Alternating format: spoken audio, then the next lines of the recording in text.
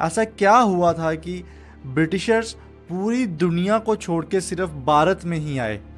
तो चलिए जानते हैं इस कहानी के बारे में। कहानी शुरू होती है 15th सेंचुरी से। 15th सेंचुरी में इंडिया में अकबर का राज हुआ करता था। लेकिन चलिए थोड़ा इंडिया से बाहर निकलते हैं। इंडिया से बाहर निकल के एक ऑटोमन अम्पायर था। इस्लामिक रूलर्स रूल किया करते थे। तो अगर किसी भी वेस्ट कंट्री को इंडिया में ट्रेड करना होता था या इंडिया में बिजनेस करना होता था तो उसको थ्रू रेड सी आना पड़ता था। और रेड सी जाती थी ऑटोमन अम्पायर के बीचों बीच। और उस रेड सी में जितना भी ट्रेड होता था वहाँ पे टोल प्लाजास होते थे। जैसे आज के टाइम पे भी टोल प्लाजास हैं, तब वहाँ पे भी टोल प्लाजा होते थे। तो जब कोई भी यूरोपियन इंडिया में आके बिजनेस करता था तो उनको इस्लामिक रूलर्स जो ऑटोमन अम्पायर के थे उनको रेवेन्यू देना पड़ता था, टैक्स देना पड़ता था। तो इससे क्या होता था, जो कमोडिटी वो इंडिया से इंपोर्ट कर रहे होते थे वो उनको और महंगी पड़ती थी। तो इससे यूरोपियंस बहुत ही परेशान थे, क्योंकि इंडिया में जो मैक्सिमम जो ट्रेड होता था वो उनकी स्पाइसेस का होता था, मतलब मसालों का होता था। और इंडिया के मसाले पूरी दुनिया में फेमस थे और पूरी दुनिया उन मसालों को अपनी कंट्री में ला के उनको बेचना चाहती थी। लेकिन वो करती कैसे? बीच में इतना बड़ा ऑटोमन अम्पायर आ गया था, उसको क्या करती?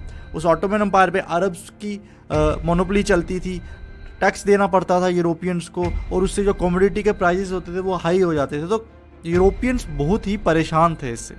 चलिए अब एक और कहानी जानते हैं। दूसरी कहानी ये है कि स्पेन और पोर्तुगल के बीच में ट्रेड कॉन्फ्लिक्ट चल रहे थे। तो उन्होंने एक संधि की, एक ट्रीटी की, जिसमें उन्होंने पूरी दुनिया को दो हिस्सों में डिवाइड कर दिया एक इमेजिनरी लाइन के साथ। जो उस लाइन के वेस्ट साइड थे वो स्पेन को दे दिया गया कि स्पेन इसमें बिजनेस ट्रेड करेगा, और जो लाइन के ईस्ट साइड था वो पोर्तुगल को दे दिया कि पोर्तुगल इस ईस्ट साइड में जितनी भी कंट्रीज है उसमें ट्रेड करेगा। और जो ईस्ट साइड था उसमें लाया करता था इंडिया। तो पोर्तुगल के हिस्से में आया इंडिया। अब बात वही कि अगर तो ऑटोमन अम्पायर से जाएंगे तो टैक्स देना पड़ेगा, कमोडिटी के प्राइसेस हाई हो जाएंगे। तो जो पोर्तुगल थे उनके एक जो ट्रैवलर थे वास्को डी गामा, उन्होंने कहा कि मैं एक नया रूट एजाज करूंगा। तो उन्होंने क्या किया, उन्होंने जो रेड सी का जो एक ट्रेडिशनल रूट था वहाँ जाने के बजाय एक नया रूट खोज करने की, इन्वेंट करने की कोशिश की। गुजराती कैप्टन थे जो उनकी शिप के कैप्टन थे, उन्होंने उनका साथ दिया उस रूट को जो सीधे यूरोप को इंडिया से जोड़ेगा, लेकिन रेड सी से नहीं, बिल्कुल कहाँ से? केप ऑफ गुड से। केप ऑफ गुड मतलब साउथ अफ्रीका के नीचे से होते हुए वो जोड़ेगा। और फाइनली वास्को डी गामा ने वो रूट फाइंड कर ही लिया। और 1498 में वास्को डी गामा पहली बार भारत में पहुंचे, कैलीकट में। जब वो कैलीकट में पहुंचे तो उन्होंने देखा कि यहाँ पे जो बिजनेस है, जो स्पाइसेस हैं, जो मसाले हैं यहाँ के, वो इतने वर्ल्ड फेमस है। तो उन्होंने क्या किया, उन्होंने 3 कार्गोस आपको पता है कितने बड़े बड़े होते हैं, उन्होंने 3 कार्गोस मसाले इकट्ठे किए और उसको वापस पुर्तगाल में लेके गए और वहाँ पे बेचा। जब उन्होंने उस मसालों को बेचा तो उनका जो बिजनेस था, जो उनका प्रॉफिट था, वो इतना मैक्सिमाइज हो गया कि बाकी जितनी भी यूरोपियन कंट्री थी वो हक्के बक्के रह गए। वो पुर्तगालों की और वास्को, स्पेशली वास्को दी गामा की इतनी प्रॉफिट को देख के हैरान हो गई, उनकी आंखें चकाचौंध हो गई और उन्होंने भी इंडिया की तरफ जाने का फैसला ले लिया।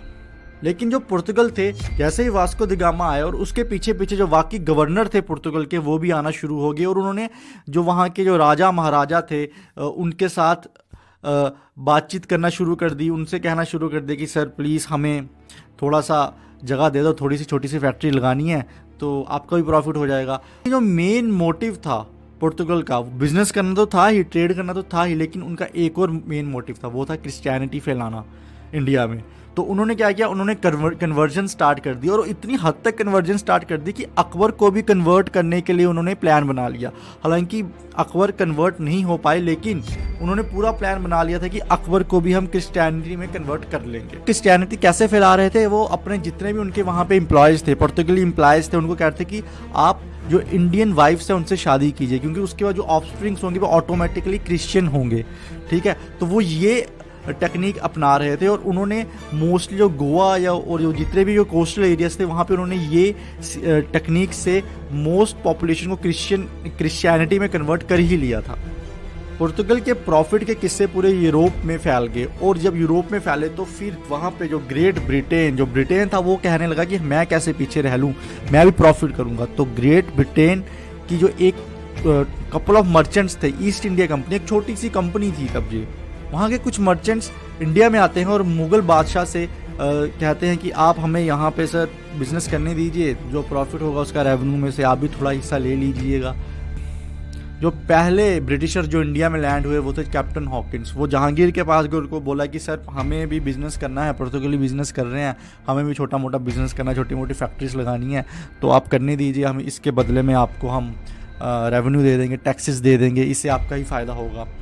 तो उनको परमिशन दे देते हैं जहांगीर, और जब परमिशन जहांगीर देते हैं तो ये चीज़ पुर्तगालों को पसंद नहीं आती। उनको इसलिए पसंद नहीं आती क्योंकि अभी तक इंडिया में वो अकेले यूरोपियन थे जो बिज़नेस कर रहे थे, अब इंग्लिश भी आ गए थे।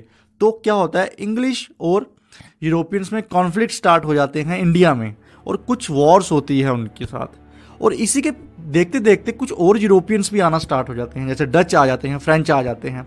अब सारे यूरोपियंस इंडिया में आ गए हैं और सुपरमेसी की लड़ाई कर रहे हैं कि कौन बिजनेस करेगा इंडिया में, और आपस में लड़ाई करते हैं। इंडिया इतना बड़ा एरिया कवर करता था तब, आज भी करता है, कि वहाँ के जो अलग अलग छोटे छोटे राज्य थे ना, वो एक दूसरे के दुश्मन होते थे।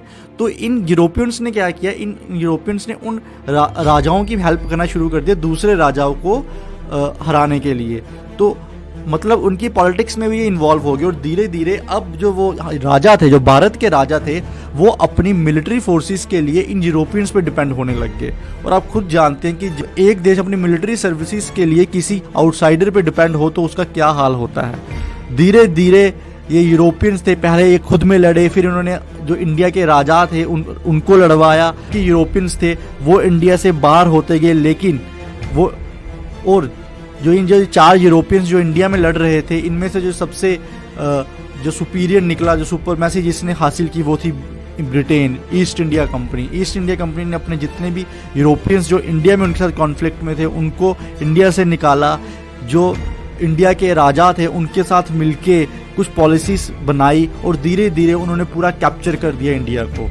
अगले वाले एपिसोड्स में जानेंगे कि आगे कैसे कैप्चर किया ब्रिटिश ने, और क्या आगे रेप्रिकॉशंस हुए जिसके कारण इंडिया को 200 साल तक गुलाम रहना पड़ा। तो आई होप आपको आज का एपिसोड पसंद आया होगा। अगर पसंद आया तो प्लीज़ सब्सक्राइब द चैनल।